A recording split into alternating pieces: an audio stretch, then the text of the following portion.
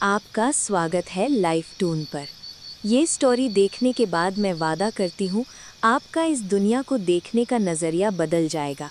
तो video last तक देखिएगा। हरिपुर नाम के छोटे से गांव में जहां एक तरफ नदी बह रही थी और दूसरी तरफ घना जंगल था, वहां एक अनाथ लड़की रहती थी। उसका नाम था किरण। किरण अपनी सौतीली माँ विमला और पिता श्यामलाल के साथ रहती थी।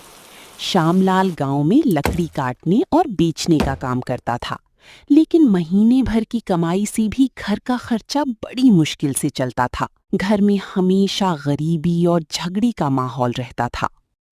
हर सुबह श्यामलाल जंगल में लकड़ी काटने चला जाता। जैसे ही वो घर से निकल जाता, विमला किरण को डांटना और काम करवाना शुरू कर देती थी। अरे किरण, तू कब से पानी का मटका भर रही है? अभी तक घर का सारा काम नहीं हुआ? रोज यही ड्रामा होता है तेरा। जी माँ, पानी तो 4 बार भर दिया है।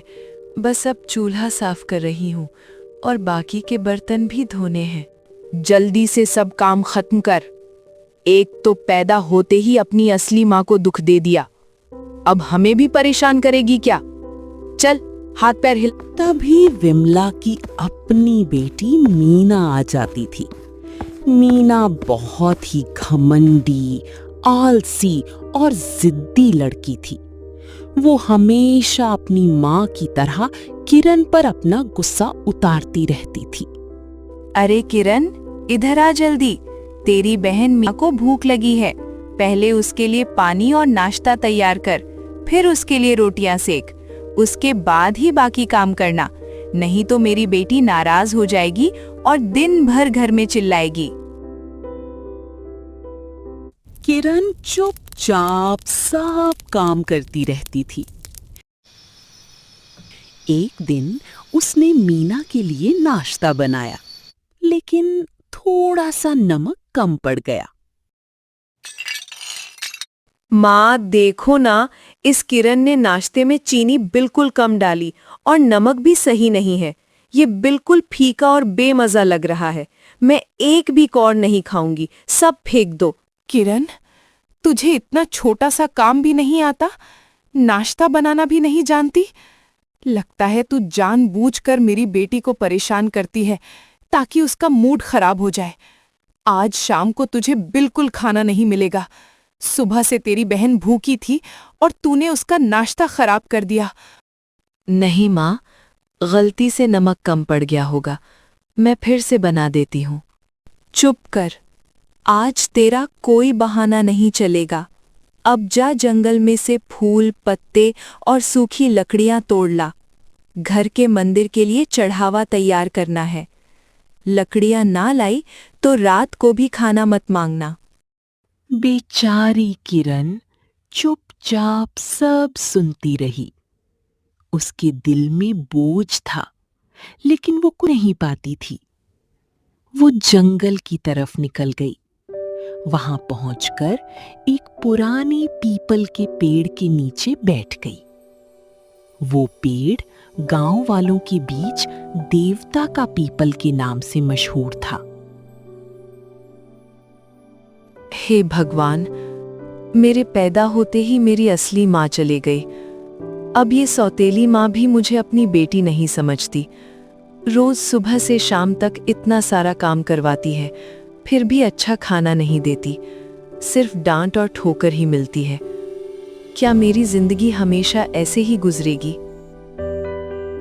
थोड़ी देर बाद किरण ने लकड़ियां इकट्ठी की और घर लौट आई।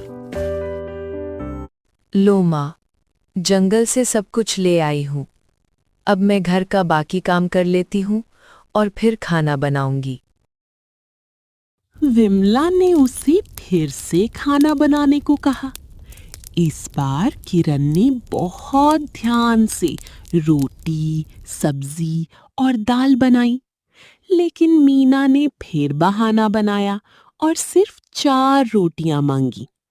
जब किरण ने कहा कि उसके लिए भी कुछ बचना चाहिए क्योंकि उसने सुबह से कुछ नहीं खाया, तो विमला और मीना दोनों ने उस पर चिल्लाया। तू अब जुबान चलाने लगी है। तेरे लिए तो बची हुई टूटी फूटी रोटियां और टुकड़े काफी हैं। पहले मेरी बेटी मियां दे, वरना आज रात को तुझे बाहर सुला देंगे।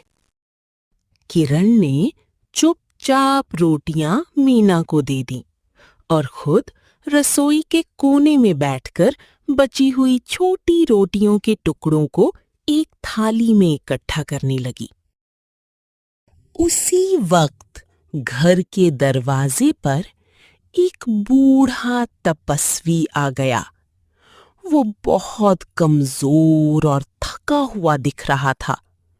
उसने धीमी आवाज में कहा, बेटी, कुछ खाने को दे दो ना। 3 दिन से कुछ नहीं खाया। भगवान तुझे हमेशा खुश रखेगा। किरण, बाहर कोई तपस्वी आ गया है क्या? उसको जल्दी से भगा दे। ये लोग सिर्फ मांगते हैं और काम नहीं करते। लेकिन किरण का दिल पिघल गया। उसने बाहर जाकर बूढ़ा तपस्वी को देखा और अपने हिस्से की बची हुई रोटी के टुकड़े उठाकर उसे दे दिए। बाबा जी, ये ले लो। मेरे पास इसके अलावा कुछ नहीं है, लेकिन दिल से दे रही हूं।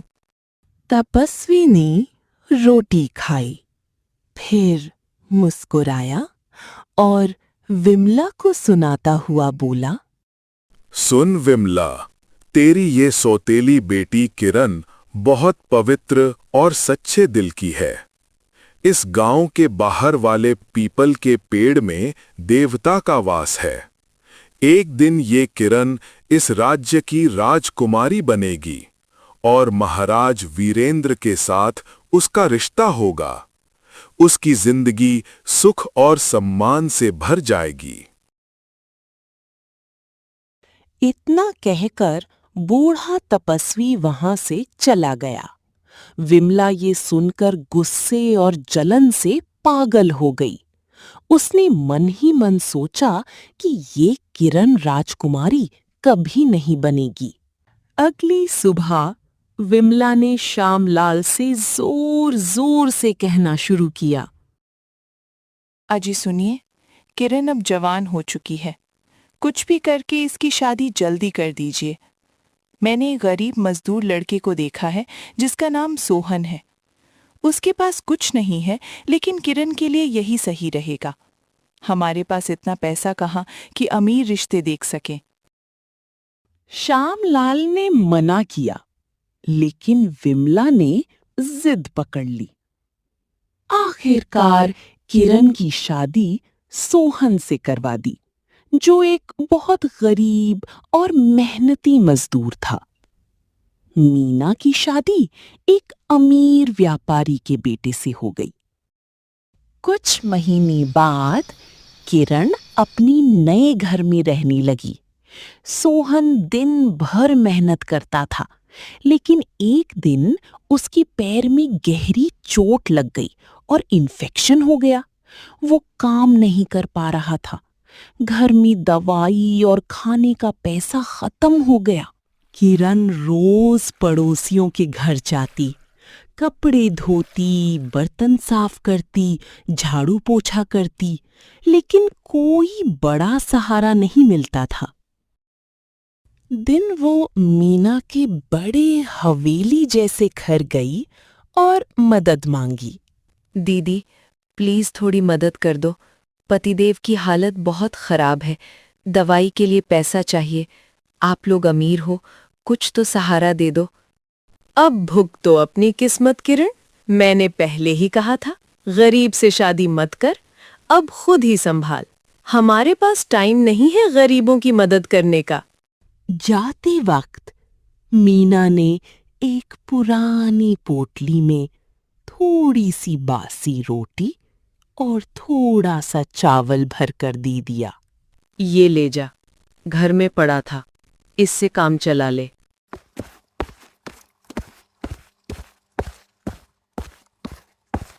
फिर एक दिन उसने गांव वालों से सुना कि उस पुराने देवता के पीपल पेड़ के पास लोग अपनी इच्छा पूरी करने जाते हैं। किरण ने सोचा कि वहीं जाकर प्रार्थना करती हूँ। किरण अपने बीमार पति सोहन को धीरे धीरे सपोर्ट करके पेड़ के पास ले गई। पेड़ के नीचे बैठकर बहुत सच्चे दिल से हाथ जोड़कर प्रार्थना की और वो बासी रोटी चावल पेड़ की जड़ों के पास चढ़ा दिया। तभी पेड़ से हल्की चमक निकली और एक शांत आवाज आई। किरण, तेरी निष्काम भक्ति और सच्चाई ने मुझे प्रसन्न किया है। तेरा पति जल्द ही ठीक हो जाएगा और समय आने पर तो इस राज्य की राजकुमारी बनेगी। कुछ दिनों में ही सोहन की चोट ठीक होने लगी और वो ठीक हो गया। फिर कुछ हफ्ते बाद महाराज वीरेंद्र का दूत गांव में आया। महाराज को एक ईमानदार, मेहनती और दिल की साफ लड़की की जरूरत थी, जो उनके राज्य में एक बड़ी सेवा का काम संभाल सके। गांव वालों ने सबने एक सुर में किरण का नाम लिया, क्योंकि वो पहले भी कई लोगों की छोटी मदद करती थी। दूत किरण और सोहन को महल ले गया। महाराज ने खुद किरण से बात की। उसकी सच्चाई, मेहनत और निष्काम सेवा देखकर राजा बहुत प्रभावित हुए। महाराज की कोई अपनी बेटी नहीं थी। उन्होंने किरण को लिया। सोहन को अपने सेनापति के साथ एक बड़ी जिम्मेदारी दी। धीरे धीरे किरण को राजकुमारी का पदवी दे दी। पूरा राज्य उससे प्यार करने लगा और लोग उसे राजकुमारी किरण कहने लगे। जब मीना को ये सब पता चला कि किरण राजकुमारी बन गई, तो उसके दिल में जलन और लालच की आग सुलग उठी। वो सोचने लगी कि ये सब मुझे मिलना चाहिए था। वो इस लायक नहीं है। कुछ दिन बाद मीना किरण के महल पहुंची और प्यार का नाटक करती हुई बोली, बहन किरण, बहुत दिनों बाद मिली। तुम तो अब राजकुमारी बन गई हो। बहुत खुश नसीब हो। मुझे भी अपने पास रख लो। मैं तुम्हारे यहाँ काम करूंगी। फ्री में नहीं, थोड़ा सा पैसा दे देना। दीदी, आपको काम करने की जरूरत क्या है? मैं आपको वैसे ही मदद कर दूंगी।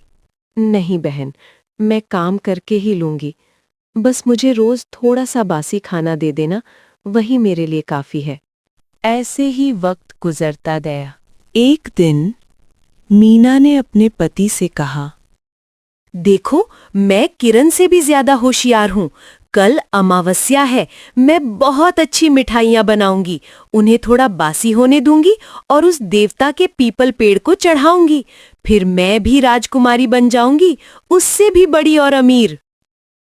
अगली शाम मीना ने बहुत मेहनत से मिठाइयाँ बनाई।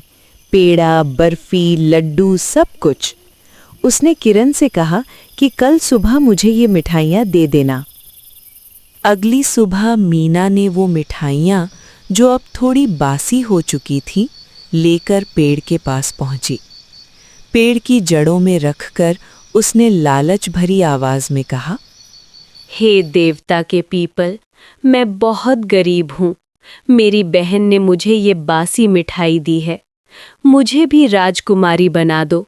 उससे भी ज्यादा सुख और धन दो। मीना, तू मूर्ख और लालची है। तेरी बहन किरण सच्चे दिल से, बिना किसी स्वार्थ के आई थी। तू धोखे और फायदे के लिए आई है। इसलिए मैं तुझे श्राप देता हूं। तेरा सारा सुख और धन छीन लिया जाएगा। तेरा पति बीमार पड़ जाएगा और तेरा घर बर्बाद हो जाएगा। मीना डर से कांप गई।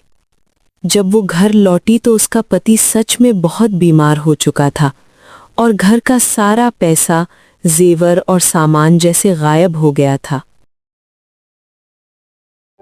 दोस्तों, इस कहानी से ये सीख मिलती है कि सच्चाई, मेहनत और निष्काम सेवा का फल भगवान जरूर देते हैं, चाहे देर से ही सही। लालच, धोखा और दूसरों को नीचा दिखाने की सोच कभी किसी को असली सुख नहीं दे सकती।